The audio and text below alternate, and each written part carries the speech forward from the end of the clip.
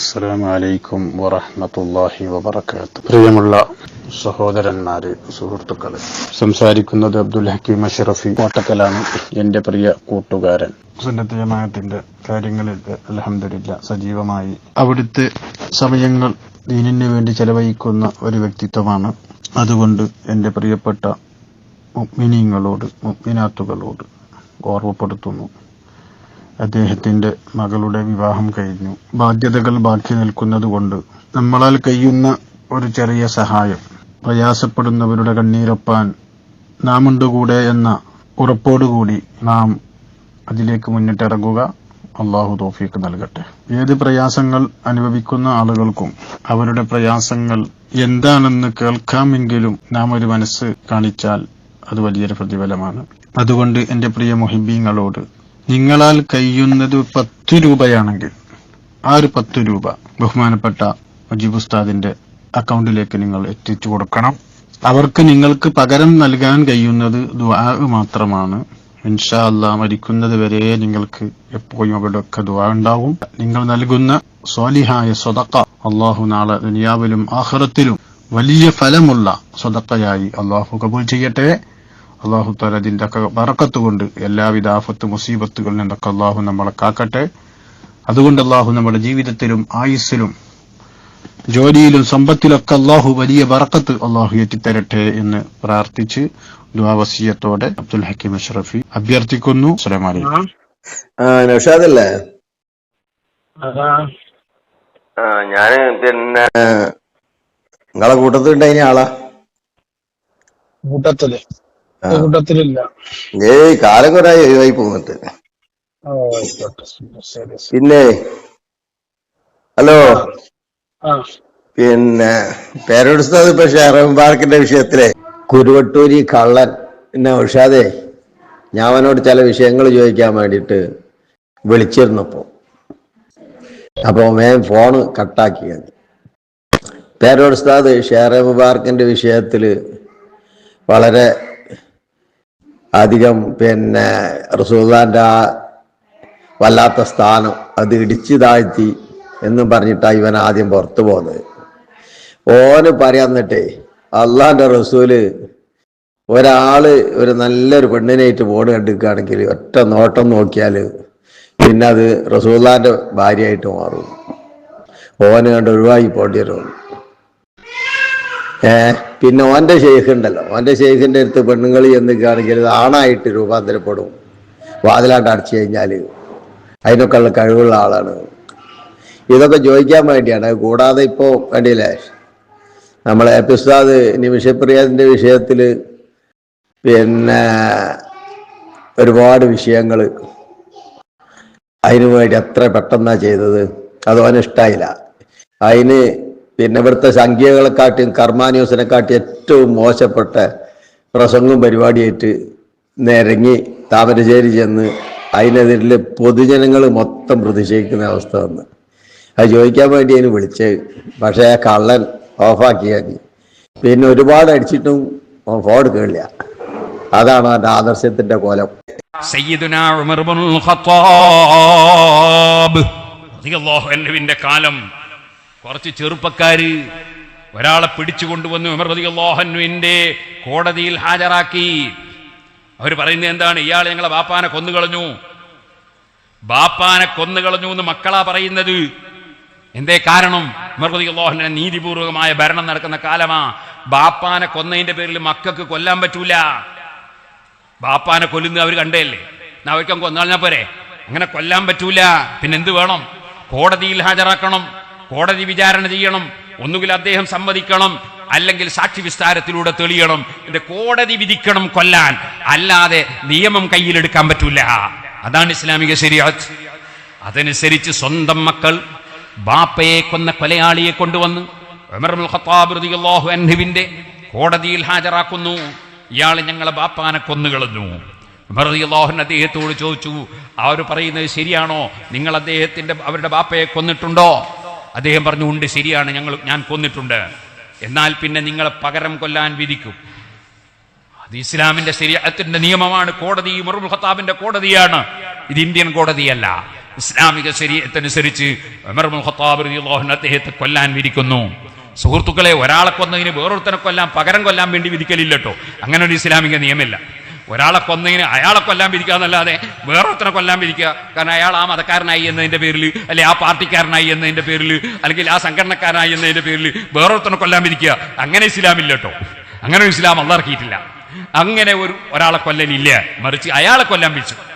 അയാളെ കൊല്ലാൻ വിധിച്ചപ്പോൾ അഷ്റഫുൽ ഖൽഖ് സല്ലല്ലാഹു അലൈഹി വസല്ലം തങ്ങളുടെ രണ്ടാം ഖലീഫ ഉമർ ഇബ്നുൽ ഖത്താബ് വിധിച്ചപ്പോ അദ്ദേഹത്തിന്റെ ചോദ്യം, ഓ ഉമറേ, ഓ അമീറുൽ മുഅ്മിനീൻ, എനിക്ക് ഒരു 3 ദിവസം അവധി തരുമോ? 3 ദിവസം കൊണ്ട് ഞാൻ തിരിച്ചു നിങ്ങളെ കോടതിയിൽ വരാം. ഉമർ റളിയല്ലാഹു അൻഹു ചോദിച്ചു, എന്തിനാണത്?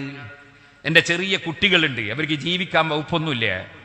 ഞാനൊരു ധനം കുഴിച്ചിട്ടിട്ടുണ്ട്, അത് ഞാൻ എൻ്റെ മക്കൾക്ക് എടുത്തു കൊടുത്ത്, എൻ്റെ ഭാര്യയ്ക്കും മക്കൾക്കും എടുത്തു കൊടുത്തിട്ട് ഞാൻ തിരിച്ചു വരും. ഉമർ റളിയല്ലാഹു അൻഹു പറഞ്ഞു, അങ്ങനെ വിടാൻ പറ്റുമോ? നീ വന്നില്ലെങ്കിലോ? അതുകൊണ്ട് ആരെങ്കിലും ഒരാൾ ജാമ്യത്തിനെടുക്കണം. ആരെങ്കിലും ഉണ്ടോ ജാമ്യത്തിനെടുക്കാൻ? ആരുമില്ല ഈ കൊലയാളിയെ ജാമ്യത്തിനെടുക്കാൻ. അബൂദർ ഗിഫാരി റളിയല്ലാഹു അൻഹു ആരും എടുക്കാതെ അബൂദർ ഗിഫാരി റളിയല്ലാഹു അൻഹു ഞാൻ ജാമ്യം തരാമെന്ന് പറഞ്ഞു. അദ്ദേഹം പോയി. 3 ദിവസം കഴിഞ്ഞു, സമയമായി. എല്ലാവരും ഉറ്റുനോക്കുകയാണ്, ഇയാൾ വരുന്നുണ്ടോ? ഇല്ല. സമയമായി, അതിന്റെ ലാസ്റ്റ് സമയമായി. അബൂദർ ഗിഫാരി റളിയല്ലാഹു അൻഹു കോടതിയിൽ കയറ്റി ശിക്ഷിക്കാൻ പോവുകയാണ്. സുബ്ഹാനല്ലാഹ്. അപ്പോഴുണ്ട് അയാൾ ഓടിക്കതച്ച് വന്ന് കോടതിയിലെത്തി. ഉമർ റളിയല്ലാഹു അൻഹു ചോദിച്ചു, പോയ പോക്ക് അങ്ങനെ തന്നെ പോയിട്ടുണ്ടെങ്കിൽ നിനക്ക് തടിയെടുത്തുകൂടായിനോ? അദ്ദേഹത്തിന്റെ മറുപടി കേൾക്കാൻ വേണ്ടി ചോദിച്ചതാ, അല്ലാതെ അങ്ങനെ ഉപദേശിച്ചതല്ല. അപ്പൊ അദ്ദേഹത്തിന്റെ മറുപടി, ഖശീതു അൻ യുഖാല, ഞാൻ ഭയപ്പെട്ടു, ആളുകളൊക്കെ പറയൂലേ, ദഹബ അഹ്ലുൽ വഫാഇ ബിൽ അഹദ്, കരാറ് പാലിക്കുന്നവരൊക്കെ പോയി, ഒരാളും ഒരു വാക്ക് പറഞ്ഞാൽ പാലിക്കുന്ന മനുഷ്യന്മാര് മുസ്ലിമീങ്ങളിൽ ഇല്ല എന്ന് ജനങ്ങളൊക്കെ ഈ സമുദായത്തെ തെറ്റിദ്ധരിക്കൂലേ. എന്റെ കഴുത്ത് പോയാൽ തർക്കമില്ല, നമ്മളെ സമുദായത്തിന് കുഴപ്പം വരാൻ പാടില്ല, ഞാനിങ്ങ് പോകുന്നതാ. അപ്പൊ ഉമർ റളിയല്ലാഹു അൻഹു അബൂദർ ഗിഫാരി റളിയല്ലാഹു അൻഹു ചോദിച്ചു, അബൂദറെ, നിങ്ങൾക്ക് ഇയാളെ പരിചയമുണ്ടോ? ഇല്ല. പരിചയമില്ലാത്ത ഇയാളെ നിങ്ങളിങ്ങനെ ജാമ്യത്തിന് എന്ത് ധൈര്യത്തിലാണ് ജാമ്യത്തിനെടുത്തത്? അബൂദർ ഗിഫാരി റളിയല്ലാഹു അൻഹു ഖശീതു അൻ യുഖാല, ഞാനും പേടിച്ചു. എന്റെ പേടി എന്താ അറിയോ? ജനങ്ങൾ പറയൂലേ, ദഹബ അഹ്ലുൽ മുർവത്തി വൽ കറം, ഒരൊറ്റ മാന്യന്മാർ ഇപ്പൊ മുസ്ലിമീങ്ങളെ കൂട്ടത്തിൽ ഇല്ല എന്ന് പറയൂലേ. ഒരാൾ കുടുങ്ങിയിട്ട് അയാൾ ഒരു തെറ്റ് ചെയ്തു പോയി, ആ ചെയ്തു പോയ തെറ്റിന് അയാൾ സമ്മതിച്ചു, അയാളെ വലിയ വിധി ഉണ്ടായി, അയാൾക്കൊരു 3 ദിവസം അയാളെ മക്കൾക്കൊരു സാധനം എടുത്തു കൊടുക്കാൻ വേണ്ടി പറഞ്ഞേക്കുമ്പോൾ ജാമ്യത്തിനെടുക്കാൻ ഒരൊറ്റ കൂട്ടി ഈ സമുദായത്തിൽ ഇല്ല എന്ന് വന്നാൽ ഈ സമുദായത്തെ ജനങ്ങൾ തെറ്റിദ്ധരിക്കൂലേ? അതുകൊണ്ട് ഞാൻ മനസ്സിലാക്കി, എന്ത് സംഭവിച്ചാലും ഇല്ല, ജാമ്യം കൊടുക്കേണ്ടേ, ഈ സമുദായത്തെ രക്ഷപ്പെടുത്തണം.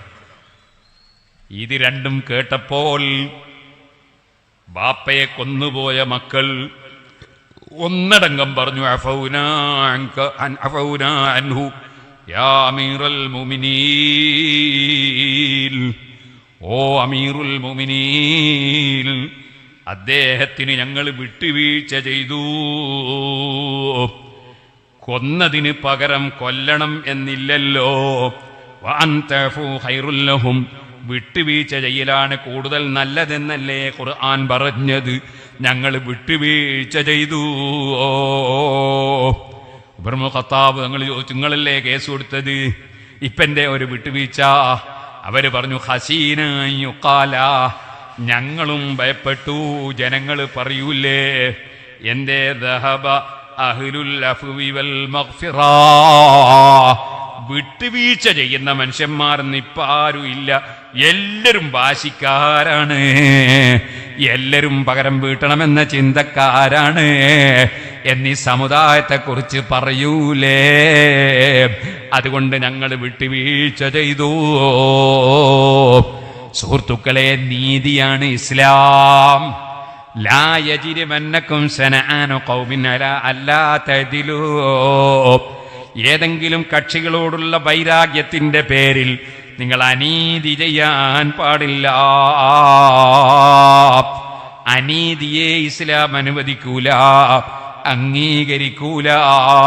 ഇസ്ലാമിക ശരീഅത്തനുസരിച്ച് മുസ്ലിമീങ്ങൾ ജീവിക്കണം.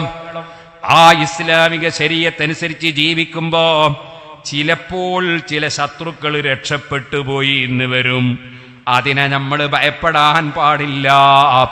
നിങ്ങൾ കണ്ടില്ലേ ഉമർ ഇബ്നുൽ ഖത്താബ് റളിയല്ലാഹു അൻഹുവിന്റെ ഭരണകാലം ഹുർമൂസ് എന്ന് പറയുന്ന ഒരാളെ കൊണ്ടുവന്ന് കോടതിയിൽ ഹാജരാക്കി.